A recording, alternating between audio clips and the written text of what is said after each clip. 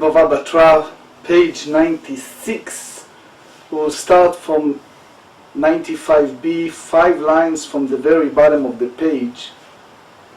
The subject of brachot, of blessings, especially brachot involved with wine, is the main discussion of today's daf. Obviously, when we study Tractate Brachot, we learn what Rabbi Akiva and other rabbis teaches us, that a person should not have any type of joy, pleasure in the sense of food especially, without thanking God for the food. The problem is sometimes the food lost its taste. And since we have a designation of separate brachot, separate blessings to each type of food, how should we treat food that it's about to be spoiled or even spoiled? In one hand, there are people from the past generation who tells us that during the Shoah, during World War II, people for a piece of bread work very hard. Yet we lived in a generation of abundance, and therefore we need to know what's the rules and what's the rationale behind those rules. So, for example, it's a question that people ask when it's come to a produce that come out of, like juice that come out of produce.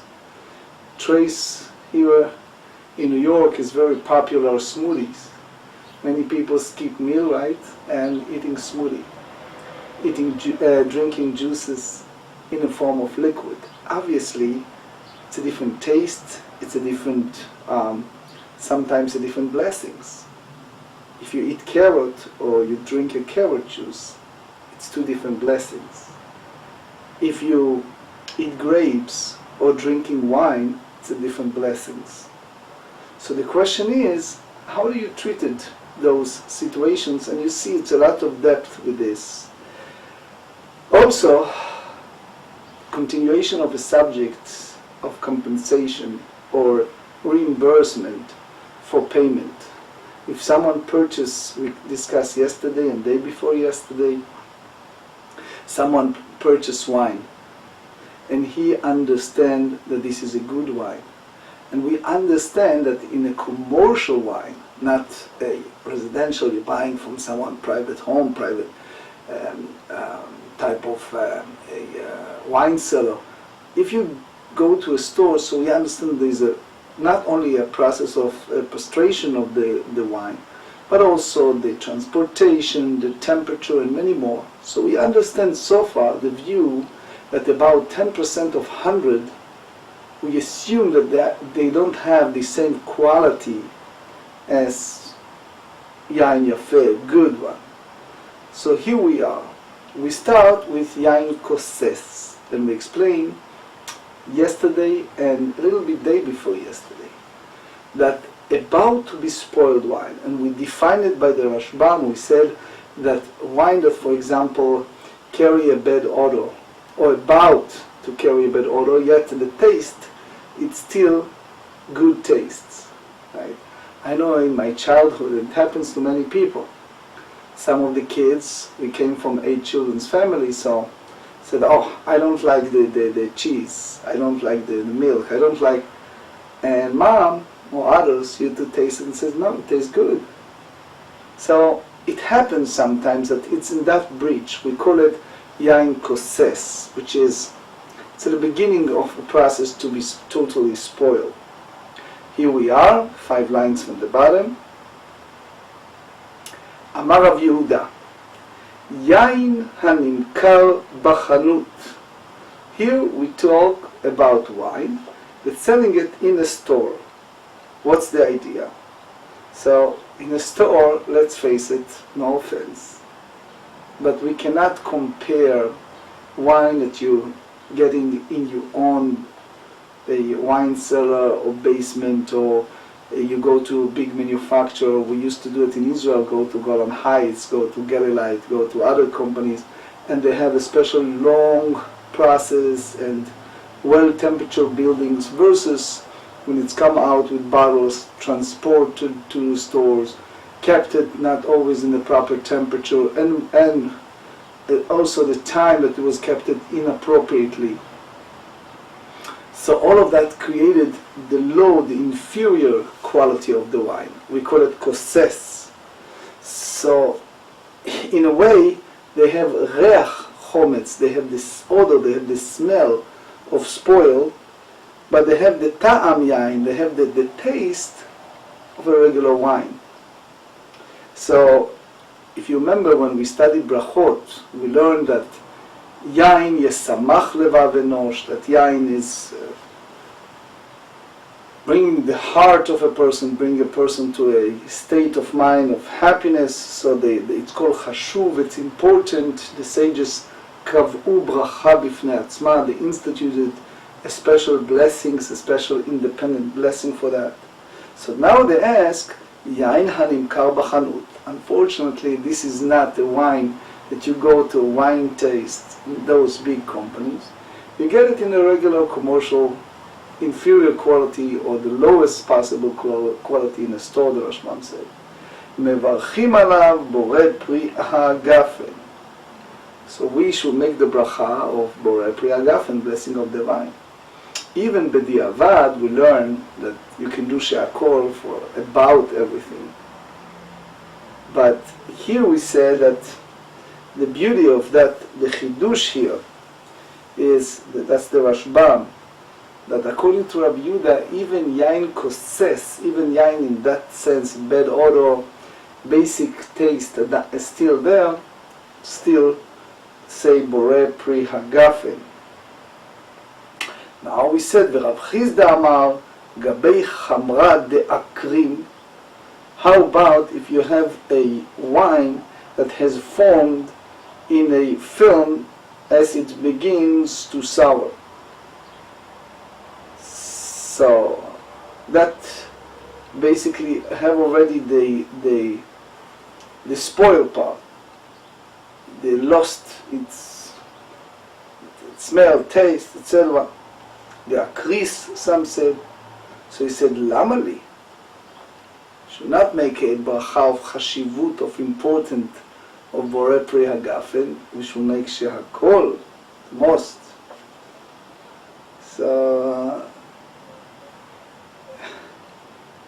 the whole notion the Rashbam explains is according to Rav Chizda, wine carries a lot of entities. The smell, the taste, it's all one component. If one of them lost its values, it's now in a new domain, it's she'akol. Anyway, meitivei. So we challenge the view of Rav Yehuda from a Braita. They said, alapat she'ipsha. Here, you talk about bread. The bread become moldy. Unfortunately, happen. Al hayain shehikrim. If you have a wine that is formed a film, ועל התבשיל שעברה צורתו, also the cooked dish that has spoiled, אומר שהכל נהיה בדברו. So the formulation here is, instead of said המוציא לחם מן הארץ, bring bread from the land, from the ground, for the bread, or birkat hagefel, the blessing of the wine, and mezonot for the cooked dish, that it's one of the 5 species of grain, chameshet minei dagan, so it's carried a importance because of the situation. That's the Or Chaim Reish Dalet 204. They said that we changed the status and we said שהכל נהיה בדברו. In lechem, we have in Tehillim 104, they said velechem levav enosh yis'ad. Lechem, the bread, the flour, carries chashivut, carries importance because it satiated a person's, that's the very basic meal. So the sages instituted as a bracha bifnei atzmo, independent blessing. As we said, Rachmana litzlan, There are many stories. I remember in my childhood, many people in my late father's shul with numbers on their arms. So I remember stories as a little kid, heavy stories over how badly people fight for a piece of bread. But as we said, here we go, if it's spoiled, he said shehakol. Talk about Holocaust survivor. I just give you a side note because we just passed Yom HaShoah and he was deep in my heart. It was a great man in my late father's shul who survived both. Birkenau, if I'm not mistaken, Auschwitz is another camp, like 2 or 3 camps. He always had a great mood, always in it. So he said the word Birkas HaGefen, the blessing of the Geffen. So he used to tell us as kids in Yiddish. Gimel, it's gesund, gesund meaning good health. Pei, it's parnuse, which is the basic sustenance. And nun is naches. So he used to say, L'chaim Birkas HaGefen, gesund parnuse naches. Anyway, here the Gemara said, here you have a stira, a contradiction to what Rav Yehuda said, that you make bor pri agafen. Here they said shehakol. As we said, all the 3 entities, the bread, the wine, and the cooked dish, they're all not in the same best condition that should be. So they said, Amar Rav Zvid explained, Modeh Rav Yehuda agreed befur tzema, that when it's the one made a wine made from grape seeds, the mizdaben akarnata, that because it's so badly made, that the Ritva and Yad Ramah said that it's so close to chometz, to be total sour, that people sell it, almost like in illegal places, or in intersections, or not in the legitimate places, just places that people pass by and buying it, and people just thirsty and they drink whatever it is, or take anything that is very cheap, but they don't take it seriously. So it means that the disputation between Rav Yehuda and Rav Chizda is in regard to yain koses, a wine that it's basically reduced its quality, that it's in that sense have a better quality because it's sell in the regular stores. So wine sold in the shops still has the taste. 1, 2, the appearance of wine. So you have to say the blessing of Borei Pri Agafen, the blessing of the wine. Amar Abaye le Rav Yosef. Now the Gemara brings the view in regard to this disputation.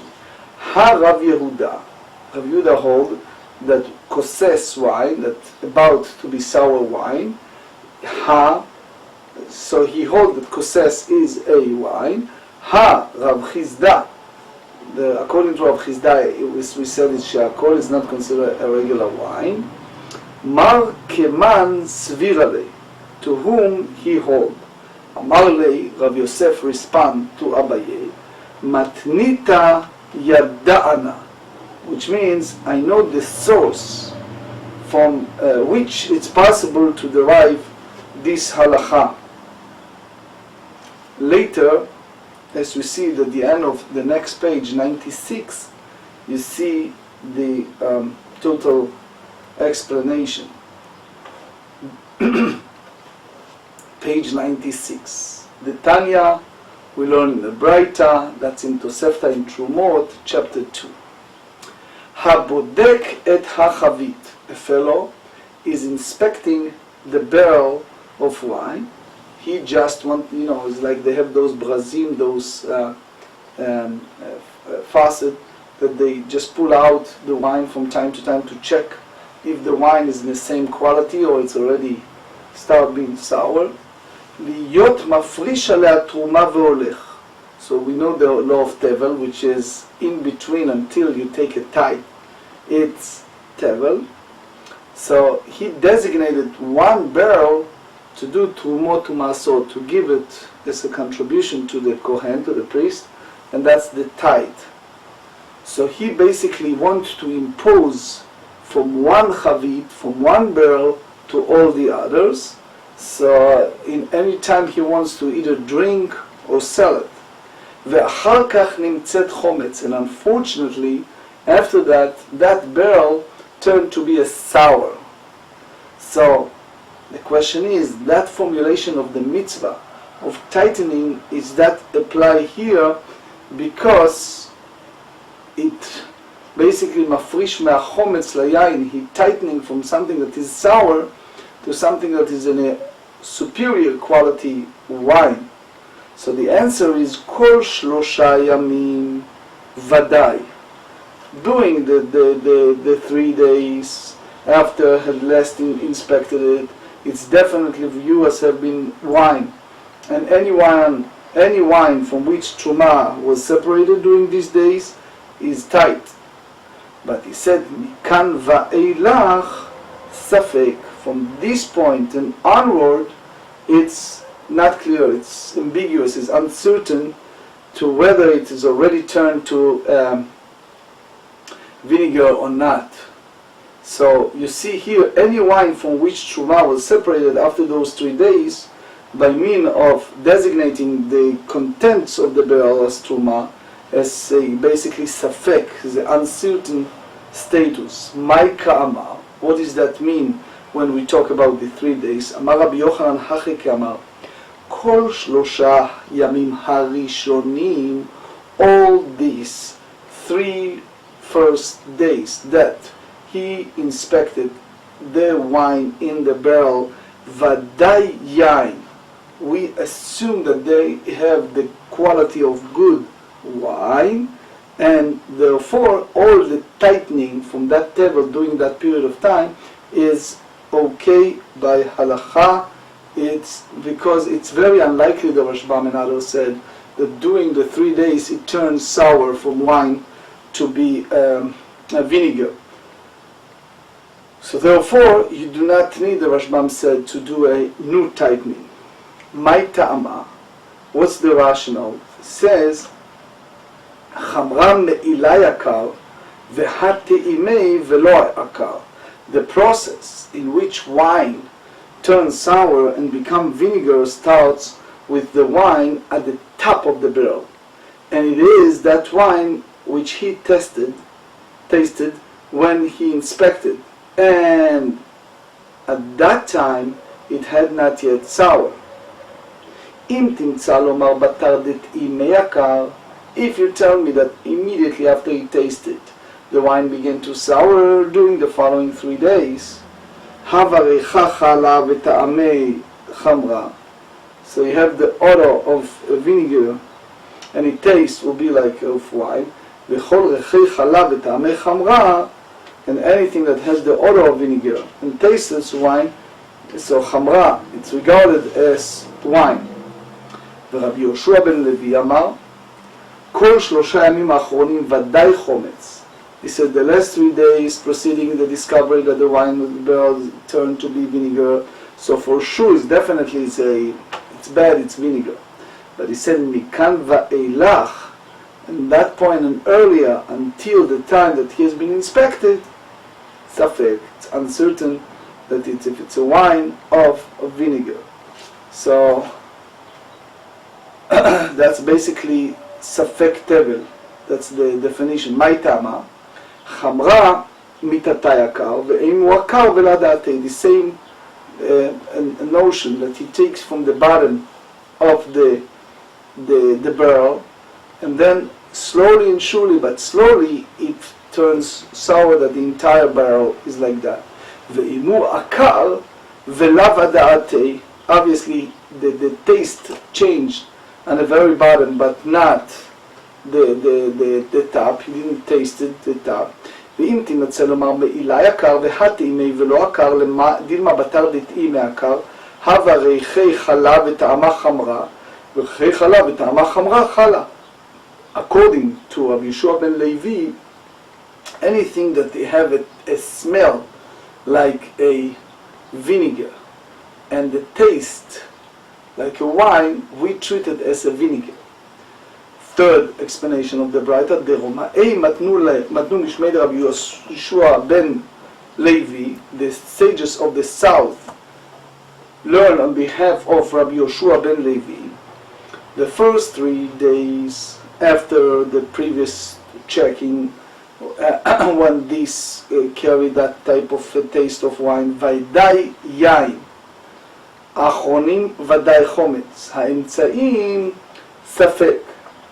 So he said that the status of the wine during the intervening period of time in between, it's not clear, it's uncertain. So the Gemara said, Hagufa Kashya.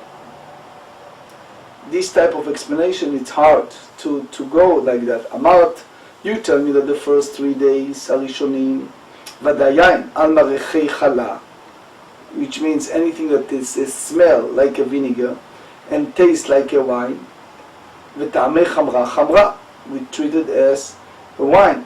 Otherwise, if it's a chometz, the Rashbam said, so it's a fake, so it will not have the din of wine. The Hadar Amar, and then you said the last 3 days, Achronim chometz, vinegar, al marechei chala, v'tamei chamra chala, which means that if you have a smell like a vinegar and taste like a wine, you treat it as a vinegar. So that's basically contradicted what we said earlier. So he said, the truth is that the sages of the south said if if the smell is like vinegar and the taste is like wine, you treat it as a wine. And here we talk about כגון דאשתכח חלה ספתקה, that it was a very strong vinegar. דאילאו דעקר תלתה יומי, if it wasn't that 3 days prior, לא הווה משתקה חלה ספתקה, that it will not, the barrel will not have been found to contain strong vinegar, rather it will contain only mild vinegar. Keman pashatli, so to whom Rav Yosef explained the Abaye, because according to Rabbi Yochanan, wine that turns sour, you treat it as a wine, and you do bor preagafen. According to Rabbi Yoshua ben Levi, wine that turns sour, it's considering as a vinegar, and you said she'akol. So which type of interpretation of Yosef hold in the Braita? So they said pliga bar Rav Mari v'Rav Zvi chad amar ki Rabbi Yochanan. So it means that is bor preagafen. V'chad amar ki Rabbi Yoshua ben Levi et she'akol. Itma. Again, discussion over wine that turned to be vinegar. Hamocher chavit yain lechavero. A fellow sell a barrel of wine to another fellow, and ve'echmitza, and unfortunately turned vinegar. Amar Rav kol shlosha yamim harishonim bershut mocher. So the first 3 days you treat it as a domain of the seller, and he bears financial responsibility for it. So the Rashbam explains, and you see also the Tosfot, that's basically the first stage, the first 3 days. Mikan va'elach birshut lokeach. From there onward, it's the domain of the buyer, and the whole idea of chimutz bad, the turn to be sour, happened only after he purchased it. Here's the burden of proof, the Ritva said, to show that happened prior to him deliver it to his domain, and therefore, as long as he doesn't have a clear proof, it is the buyer's loss. Page 96, B. Ushmuel amar chamra akatpa demarei shavar.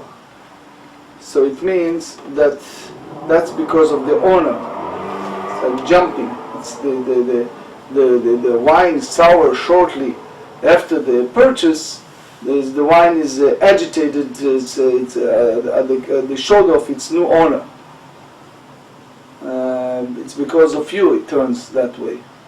So the halacha, avad Rav Yosef uvda kvatei de Rav beshichra ukvatei de Shmuel bechamra v'ilcheta kvatei de Shmuel.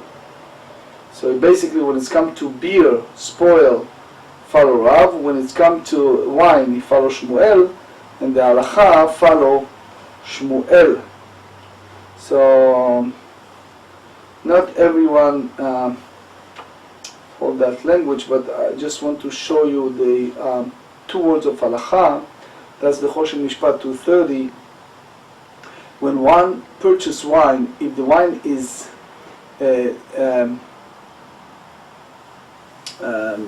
was bought from the seller's jar into the buyer's, then even if it's sour, immediately the seller is not liable. This is the halacha even if the buyer had not yet lifted it, the Sma said. That's basically follow Shmuel. That's the way the Rif explained. But you see the Rambam in Ilchot Mechira chapter 17, who said in the case of one who purchased beer that remains in the barrel of the seller, if it's sour within 3 days of the sale, the seller must reimburse the buyer. If the buyer had not tasted the beer before he purchased it, the burden of the proof is upon him. This applies even, the Sma said, if the beer still tastes like beer, but smells like vinegar. That's based on the tour. Now, if it sours after 3 days, it's considered the buyer's loss, and even if he had not yet paid the sellers, he must do so. That's basically the view of Rabbi Yosef, who ruled like Rav with regard to beer. Tanu Rabbanan. Now we're dealing again with the blessing with this type of liquid. Echad shechar tmarim. In those days they used to have a date beer that made in a certain way, a little different than we recognize today. It's called in the language of the sages temed, that you put on the top of the yeast of the wine flour water, and you do it in a certain process of pasteurization, and that eventually you get this wine. So the Ochaim in 204 said that's ואחד שיחה שורים ואחד משמריהם מברכים עליהם שהכל נהיה בדברו. So anything, the rules is the moment it changes status, it's already different. So for example, if something come out of the grape, so it's uplifted in the importance and is separate bracha b'orei priya gafen, versus the blessing for the grape itself b'orei priya etz. The same bread, or if you take mitz perot, the produce, for example, as we said, carrot juice, so that's called ze'ah be'alma. So therefore the Gemarrah in Brachot 38, that's the halacha, they said it's שהכל. אחרים אומרים שמרים שיש בהם מטעם יין מברך עליהם בורא פרי הגפן, רבא ורבי יוסף דרבה היו, אין הלכה כאחרים, שהכל. אמר רבא לכולי עלמא, רמת תלתה ועתה ארבעה. חמראו, if you put 3 cup of water on that yeast, and when you pull it out, it was 4 cups, so you treat it as a wine. חבל לתמד אמרה והכל חמרה דלא דרי על חד התלת מיה לאו חמראו. So again, that's the process that they used to do in those days. Very strong wine, we learned from the several Gemarrah that they need to have a special process of dilution, I think the words. But anyway, to make it for people that will be able to drink it. If you remember, we studied in Brachot, page 50. Rama tlata v'ata tlata. If you put 3 glasses of water on the yeast and it's only 3 cups came out, v'lo chlum. It's not wine. כי פליגי דרמה תלתה והתלתה הוא פלגה. 3.5. דרמנן סברי תלתה יל תלתת נפק, פש לפלגה ופלגה בשיטה פלגי מיה ולא כלומו, ואחרים סברי תלתה אול תרין ופלגה נפיק, פש לכוזה וחוזה בתרי ופלגה חמרה מעליהו. So again, as far as the halacha is concerned, we basically followed the Rambam in Orach Chaim, Shulchan Aruch Orach Chaim 204. You see it also in the Rambam. It says the blessing for beverage that was made by steeping grapes that were previously pressed to make wine is depend on the ratio of the water to the wine that steep out of those grapes. If the ratio is 1:3 or greater, then one recites the blessing who create fruits of the wine. If one used grapes that were trampled by foot, that's the way you used to do it in those days, not pressed, then the beverage produced by steeping them in water is considered a full-fledged wine, even if the volume of the beverage after removal of the grapes is equal to the volume of the water that they were steeped in. That's basically the Ramban view. Anyway, the Ritva also elaborates how exactly you measure it. But anyway, ubiyoter michdi minato mi pligei. So if it's greater than the amount of water that was poured over the coming out, the hatnan, we learned in Mishnah in Tractate Maasrot, chapter 5, Mishnah 6, page 97. Ham tamed. Remember we talk about the liquid that is tamed. So ham tamed, if some produce tamed, a beverage made by steeping grape pomens in water, ונתן מים במידה ומצא חדי מידתו, פטור ורבי יהודה מחייב. So even you don't have in a tamed real taste of wine. But you see here a different view between the Rashash and Tosfot. What exactly the definition of wine in that case, or not.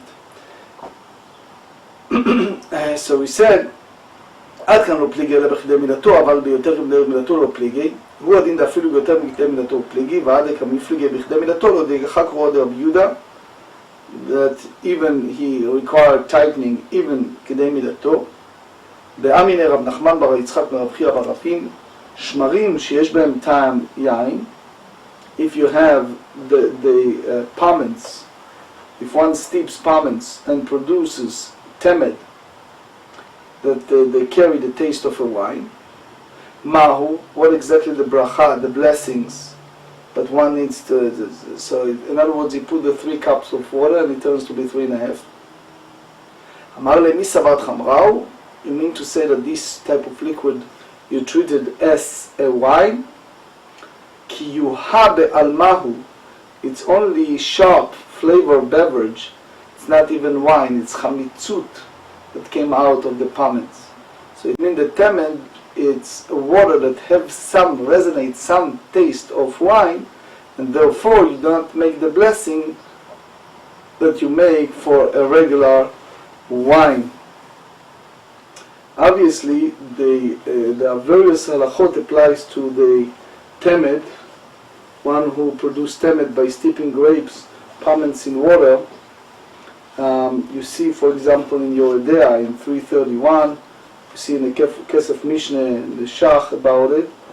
But, for example, if one poured 3 measures of water over untied pomens, and then the volume of the resulting beverage came to 4 measures, the additional measure is untied wine from the pomens. In order to tie the resulting tamed, one must designate other untied wine as tithes on its behalf. One cannot simply separate a portion of the tamed as tithes for the wine contained in it, as one might separate water component as tithes on behalf of the wine component, which will be invalid. That's the Shach, the Taz, the Kesef Mishneh, and more, but more in Ilchot Maasrot in the Rashbam, chapter 2, and also Shulchan Aruch Yoredea 331.